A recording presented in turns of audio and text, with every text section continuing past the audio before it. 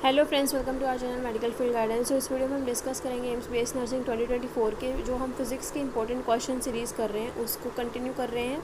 ये आपका डे 9 है। 8 लेक्चर आपको ऑलरेडी इसके मिल चुके हैं। एक डाउट आ रहा है कि एम्स पैरामेडिकल के लिए क्या हम ये सीरीज़ देख सकते हैं, तो डेफिनेटली आप एम्स पैरामेडिकल के लिए 100% ये देख सकते हो।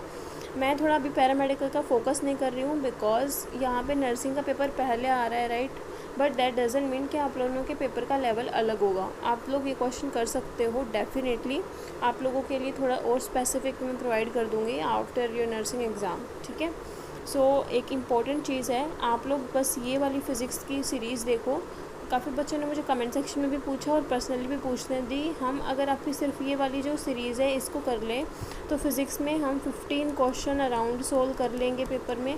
तो येस, आपको 15 से 20 क्वेश्चन मिल जाएंगे। आप आराम से करो इस चीज़ को अच्छे से, ठीक है। अगर आप लोगों की फ़िज़िक्स बहुत ज़ीरो लेवल पे है तो मैं डेफ़िनेटली आपको सलाह दूंगी, इवन आप कहीं से तैयारी कर रहे हो ऑलरेडी, आप कोई कोचिंग ज्वाइन कर रखी है या फिर आप नीट के लिए आप ड्रॉपर है, नीट की आपने तैयारी कर रखी है, नीट का कोई बैच ज्वाइन कर रखा था, स्टिल मैं आप लोगों को बोलूँगी कि आप ये वाले फ़िज़िक्स के इंपॉर्टेंट क्वेश्चन करके जाओ, ठीक है। और ये आपका डे 9 है। इसके बाद आपके 3 लेक्चर और आएंगे और 10-12 लेक्चर अराउंड हो जाएंगे। बस ये वाली प्लेलिस्ट करो फिज़िक्स के लिए। और केमिस्ट्री में मैंने आप लोगों को टेलीग्राम पे प्रोवाइड कर रखी है PDF। 5 PDF ऑलरेडी अपलोडेड है। टोटल आपकी 15 PDF आनी है, 5 आ चुकी हैं, 5 आज आ जाएंगी और 5 आपकी कल या परसों में अपलोड कर दूँगी। सो केमिस्ट्री का ये वाला कंटेंट इनफ है, इससे भी आप 15 से 20 क्वेश्चन सोल्व कर लोगे। अब बात करते हैं बायो के बारे में। व्हाट अबाउट बायो में अभी मैंने कोई चीज़ प्रोवाइड करी नहीं है बिकॉज अभी मेरा मेन फोकस है आपकी फ़िज़िक्स के ऊपर और केमिस्ट्री के ऊपर, ठीक है। तो बायो के लिए आप अपनी NCERT तब तक कर सकते हो अच्छे से। जितना NCERT को अच्छे से करोगे वो उतनी ज़्यादा फ्लरिश होएगी, ठीक है। और एक और इम्पॉर्टेंट चीज़, अभी जैसे केमिस्ट्री के क्वेश्चन आ जाएंगे उसके बाद में बायो के क्वेश्चन आपको देना स्टार्ट करूँगी। तो आपके एक PDF में 100 क्वेश्चन होंगे, 10 से 15 PDF इसकी आएंगी। बट ये नहीं है कि आपको एक PDF करने में बहुत टाइम लगेगा। बायो के क्वेश्चन सॉल्व करने में टाइम नहीं लगता है, यू ऑल्सो नो। तो इसके क्वेश्चन आप जल्दी सॉल्व कर लोगे। 100 क्वेश्चन आपके 30-40 मिनट में आराम से सॉल्व हो जाते हैं अगर आपकी NCERT पे पकड़ अच्छी है। इसी वजह से अभी अगर आपके पास टाइम है तो बायो की NCERT पे भी फोकस करो along with that playlist and these chemistry questions, ठीक है। सो स्टार्ट करते हैं हमारे वेरी फर्स्ट क्वेश्चन से। अभी देखो ये वाला क्वेश्चन आपको थोड़ा सा डिफ़िकल्ट लग रहा होगा according to its values and जो भी यहाँ पे आपकी दे रखी है, बट बहुत ही सिंपल है। आप पहले इसका एक बार हम लैंग्वेज देख लेते हैं कि क्या इसमें बोला गया है। A circular disc of movement of inertia, it is rotating in a horizontal plane about its symmetry axis with a constant angular speed omega I। Omega I से वो रोटेट कर रही है। Another disc of moment of inertia IB drop की जाती है coaxially on to the disc. Initially the second disc has zero angular speed. Initially जो आपकी सेकेंड डिस्क है उसकी जो एंगुलर स्पीड है वो ज़ीरो है, बट इवेंचुअली जो दोनों डिस्क हैं वो क्या हो जाती है, कांस्टेंट एंगुलर स्पीड पे आ जाती है, ओमेगा F है जो कि। सो हमें बताना है energy lost by the initial rotating disc to friction is, मतलब कि जो इनिशियल पहले वो रोटेट कर रही थी फिर हमने दूसरी ड्रॉप की है तो उसकी वजह से जो हमारी एनर्जी लॉस हुई है, क्योंकि अब दोनों की इक्वल हो गई ना, उसकी दूसरे वाली की ज़ीरो थी, अब दोनों की बराबर हो गई है, तो इसका मतलब पहले वाली की एनर्जी कुछ ना कुछ लूज़ हुई है तभी वो दोनों इक्वली हो पाई हैं। तो हमें बताना है कि पहले वाली की एनर्जी जो है वो कितनी लूज़ हुई है। सो यहाँ पर हमें सिंपल लगाना है conservation of angular momentum, conservation of angular momentum. यहाँ हम क्या लिखेंगे, आई इनिशियल और ओमेगा इनिशियल इक्वल्स टू कितना हो जाएगा, omega final into I final. What is I final, I1 plus IB, IA कर लो, ठीक है, IA और IB, ठीक है। अब यहाँ पे हमें ओमेगा F की वैल्यू सिंपली कैलकुलेट करनी है। उसके बाद में लॉस ऑफ काइनेटिक एनर्जी क्या होता है, वी नो।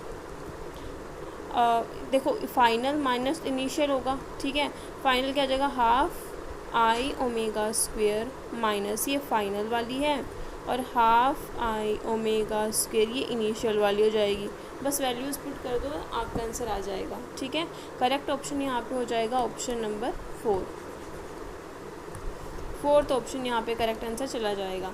अगला क्वेश्चन हमारे पास में है, which one of the following statement is false. कौन सी स्टेटमेंट हमारे पास यहाँ पे गलत है। ठीक है। सो यहाँ पे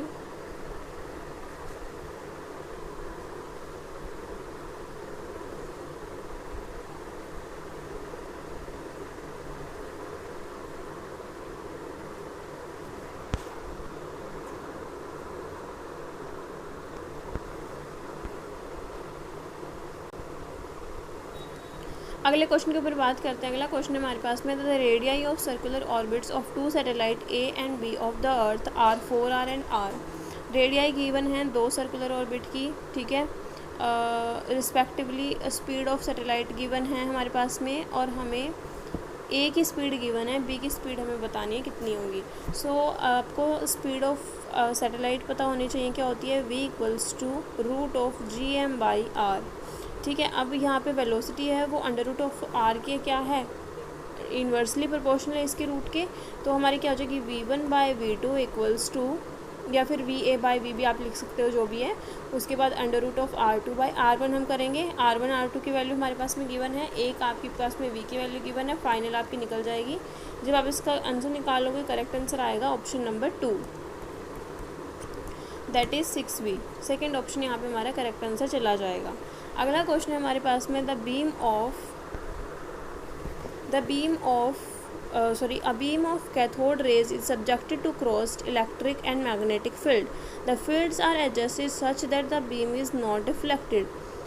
जो फील्ड्स हैं वो इस तरीके से एडजस्ट किए गए हैं कि जो उन पे आपकी कैथोड रेज सब्जेक्ट की गई हैं वो क्या है, डिफ्लेक्ट नहीं हुई, ठीक है। तो the specific charge of the cathode rays हमें बताना है कितना होगा। सो सिंपल है, यहाँ मैग्नेटिक और इलेक्ट्रिक फील्ड गिवन है, सो हम इन दोनों के मैग्नेटिक और इलेक्ट्रिक फील्ड फोर्सेस को इक्वल पुट कर देंगे, QVB इक्वल्स टू QE, ठीक है। ये आपका आ जाएगा। उसके बाद में अगर हम यहाँ से कैलकुलेट करेंगे what is V equals to E/B। B क्या है हमारे पास में, E/B। What is E, what is B पता है, electric field that is magnetic field, ठीक है। अब यहाँ से हमें पता चल गया कि हाफ mv² क्या हो जाएगा, QV, Q ऑफ V। अब आप बोलोगे दी आपने ये कैसे निकाला, सो यहाँ पे हमारे पास में B गिवन है, यहाँ हमारे पास में E गिवन है। मैंने आपको बताया था E/B किसके इक्वल होता है, V के, सो इसको हम इधर ले आए, E/B हो गया, that value comes equals to V, ठीक है। सो अब हम निकाल लेंगे, करेक्ट आंसर क्या हो जाएगा हमारे पास में, fourth option, okay. Next question के बारे में बात करते हैं। TIR का क्वेश्चन है, इम्पोर्टेंट है और इजी है। लास्ट वीडियोस में मैंने इसको करवाया हुआ है तो मैं दोबारा इसको नहीं बताऊंगी। Again TIR is very important, तो आप लोगों को एक खुद सॉल्व करना है। मैं इसका आपको आंसर बता देती हूँ। यहाँ पे करेक्ट आंसर हमारा जाएगा ऑप्शन नंबर 3, ठीक है। थर्ड ऑप्शन यहाँ पे हमारा करेक्ट हो जाएगा। आगे बात करते हैं अगले क्वेश्चन के बारे में। The period of oscillation of A mass m suspended from a string of negligible mass is t. If along with it another mass m is also suspended, the period of oscillation will be now. मतलब पहले सिर्फ m मास था तो हमारे पास में जो period था ऑसिलेशन को वो t था। अब m के साथ एक और मास कनेक्ट कर दिया तो हमें पीरियड ऑफ ऑसिलेशन बताना है कितना होगा। So what is time period क्या होगा, हमारे पास में 2π under root of m/k। Just value put करेंगे, हमारे पास में आंसर आ जाएगा। करेक्ट आंसर होगा हमारे पास में फोर्थ ऑप्शन, ओके। अगले क्वेश्चन की तरफ मूव करते हैं।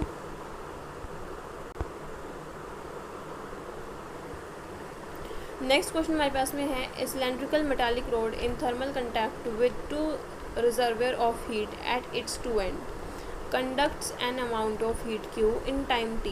The metallic rod is melted and the material is formed into a rod of half of the radius of the original rod. What is the amount of heat conducted by the, हमें amount of heat निकालनी है जो new road के द्वारा conduct की गई होगी when placed in thermal contact with the 2 reservoir in time t. अब यहाँ पे ये देखो, ये क्वेश्चन में बहुत ज़्यादा अटपटा सा लग रहा होगा, बट स्टिल ये भी क्वेश्चन मैंने लास्ट वीडियोज़ में करवाया हुआ है। तो यहाँ पे जो करेक्ट आंसर हमारा हो जाएगा वो हम किस फॉर्मूले से कैलकुलेट करेंगे, हमें बताना है कितनी हीट, बट बेसिकली हमें बताना amount of heat conducted by new road in time t बताना है। Q/T की वैल्यू क्या हो जाएगी, KA T1 - T2 upon L, that is the formula जो आप इसमें यूज़ करोगे। लास्ट वीडियोस में मैंने बताया है। करेक्ट आंसर इसका हो जाएगा ऑप्शन नंबर 2, सेकंड ऑप्शन यहाँ पे हमारा करेक्ट आंसर चला जाएगा। अगला क्वेश्चन हमारे पास में गिवन है, a transverse wave is represented by y equals to a sine omega t minus k x. For what value of wavelength is the wave velocity equal to the maximum particle velocity. हमें बताना है किस wavelength पे जो wave की velocity है वो maximum जो पार्टिकल वेलोसिटी है उसके इक्वल हो जाएगी। सो वेलोसिटी वेव की क्या होगी हमारे पास में, n into lambda equals to omega into A. That is the formula जो हम यहाँ पे यूज़ करेंगे। जस्ट यहाँ पे वैल्यूज़ गिवन हैं, अप्लाई करो, आपका आंसर आ जाएगा। थर्ड ऑप्शन यहाँ पे हमारा करेक्ट आंसर हो जाएगा। ठीक है, नेक्स्ट क्वेश्चन हमारे पास में है, a particle has initial velocity 3i plus 4j and has acceleration 0.4i plus 0.3j. Its speed after 10 second is. हमारे पास में क्या है, एक्सेलरेशन गिवन है, इनिशियल वेलोसिटी गिवन है और स्पीड बतानी है आफ्टर 10 सेकेंड। मतलब हमारे पास में हमें v1 गिवन है, v2 निकालनी है, एक्सेलरेशन गिवन है। सो यहाँ पे टाइम भी गिवन है, इक्वेशन ऑफ मोशन लगाएंगे v equals to u plus a t. आपको सारी चीज़ें गिवन है, v की वैल्यू कैलकुलेट करनी है जस्ट। ठीक है, v की वैल्यू कैलकुलेट, अभी देखो थोड़ा सा इसको करते हैं। What is v equals to u plus a t, what is u 3i plus 4j। ठीक है, यहाँ पे प्लस है, यहाँ क्या है 0.4i प्लस 0.3j। ठीक है, इनटू क्या है, टाइम कितना है 10 सेकेंड, 10 से हम इसको मल्टीप्लाई कर देंगे।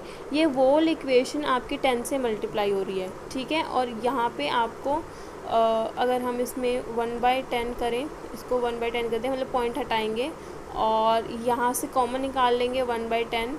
ठीक है, मतलब कि हम इसको लिख सकते हैं ना कि 4 + 3 1/10 इंटू 10, क्योंकि हमने क्या कर दिया, पॉइंट को बाहर निकाल लिया। 10 से 10 कैंसिल हो जाएगा, 4 + 3 4i प्लस 3j रह जाएगा। अब हमारे पास में क्या हो जाएगा, 4i प्लस 3i कितना हो जाएगा, 7i plus 4j plus 3j कितना हो जाएगा, 7j। सोल्व कर ही सकते हो। अब आप बस इसको सोल्व करना है, आगे सोल्व कर सकते हो। सेकेंड ऑप्शन इसका हमारा करेक्ट आंसर हो जाएगा।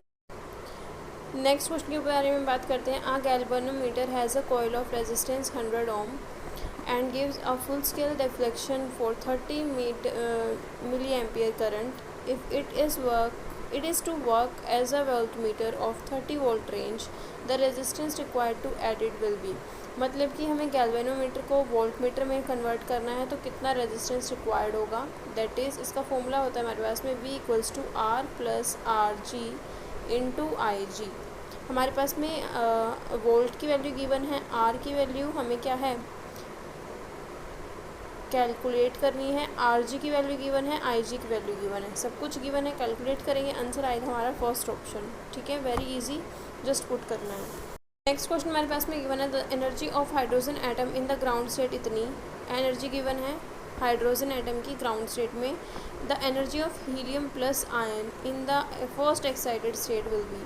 हीलियम प्लस आयन की बतानी है फर्स्ट एक्साइटेड स्टेट में क्या होगी। सिंपल हम यहाँ पे एनर्जी का फॉर्मूला पुट करेंगे, E equals to -13.6 Z² by n²। ये आप फॉर्मूला यहाँ यूज़ करेंगे। आपका करेक्ट ऑप्शन आपका ये आएगा, ऑप्शन नंबर 1। देखो ये वाले हैं क्वेश्चन जस्ट फॉर्मूला पुटिंग वाले। ठीक है, जिस वैल्यू पुट करो फॉर्मूले में आंसर आ जाएगा। मैं बस आपको ये बता रही हूँ कि यहाँ पे फिज़िक्स में ऐसे ही क्वेश्चन आपको देखने को मिलेंगे, इतनी इजी, कोई हाई लेवल कॉन्सेप्ट नहीं आता है। ठीक है, नेक्स्ट ये वाला क्वेश्चन भी हो चुका है पहले वीडियोस में। हमें बताना है डायमेंशन किसका, half epsilon not E², where E epsilon naught is the permittivity of free space and E is electric field। तो कैलकुलेट करेंगे, ये हमारा किसके इक्वल हो जाएगा, ये क्या है, ये है हमारी एनर्जी। सिंपल कैलकुलेट करने की भी ज़रूरत नहीं, एनर्जी का आपको फॉर्मूला पता है, m1l2t-2 होता है। सो m1l2t-2 कहाँ पे है, फर्स्ट ऑप्शन में, तो यहाँ पे आपका करेक्ट आंसर हो जाएगा।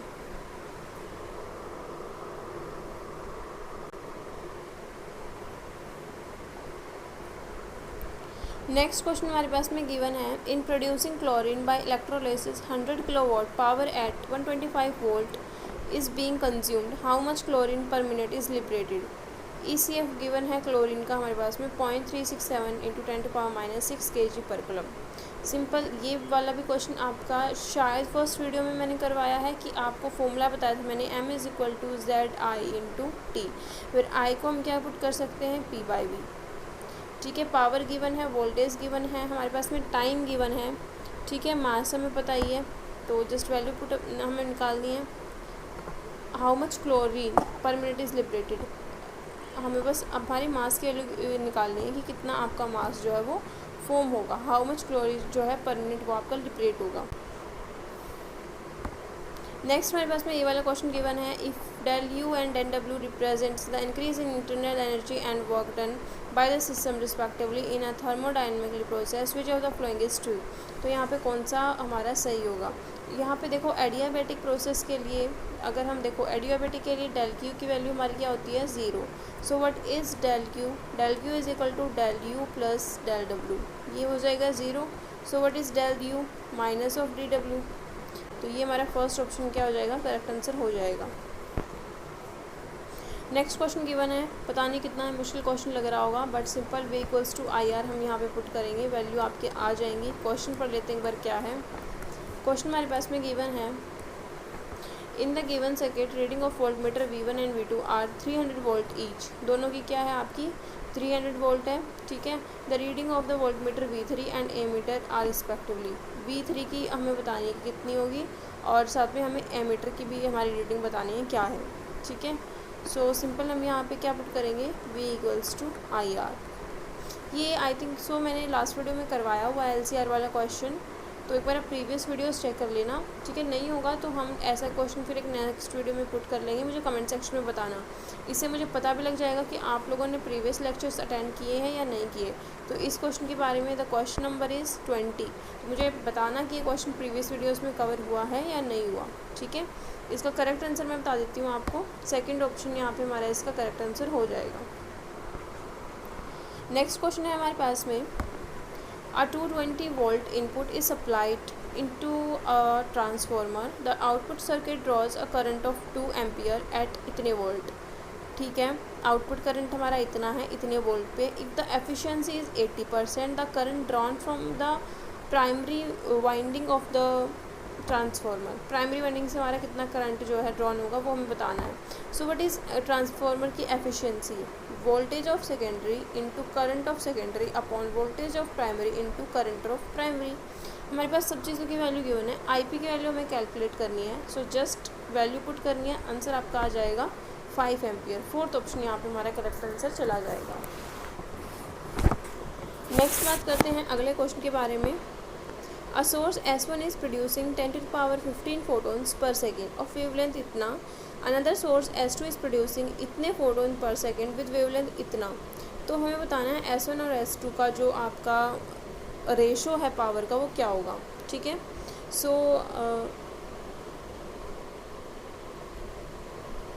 यहाँ पे अगर हम पावर की बात करें, पावर क्या हो जाएगी हमारी, नंबर ऑफ टर्न्स यहाँ पे होगा into hc/λ, number of photon, sorry number of turns नहीं, number of photons, hc/λ। Wavelength है, ये दोनों वैल्यूज़ आपकी कांस्टेंट रहती हैं, और ये हमारा पावर हो जाएगा। तो ये तीनों चीज़ों की हमारी वैल्यू हम पुट करेंगे, रेशो निकाल लेंगे।